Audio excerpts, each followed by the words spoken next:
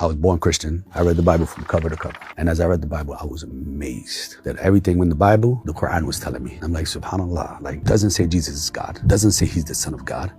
Why we've been doing this all of these years? Like, why? And I would go to my family like, but look here, why? My grandmother, who was the most religious, I'm like, Grandma, read this verse for me. And she would read it. She said, no, you're trying to trick me. I don't want to talk about it, right? She would like have like a fear, like to talk with me. And I was like, I'm not trying to trick you. I want to know. I want to know the truth. And if you have it, give it to me. But this doesn't make sense. And through that journey of reading the Bible completely and studying the Quran alongside the Bible, I came to the point finally where Jesus was on the cross. He says, my God, why hast thou forsaken me? I go up to the pastor. I say, listen, I got a question for you. I said, I have a problem. My faith is in shambles. I have a problem. I read the Bible. In the Bible, God says that Jesus says on the cross, my God, why hast thou forsaken me? I said, my problem is this. Who is Jesus calling upon? He's saying, my God, my God. He didn't say myself. He's not talking to himself. He's talking to somebody else. It's obvious. Who is he talking to? And why doesn't he know his purpose? You said he came to die for us on the cross, but he says, why hast thou forsaken me? Why have you left me? Who is he talking to? He puts his hand on my shoulder like this. He says, son, you just have to have faith.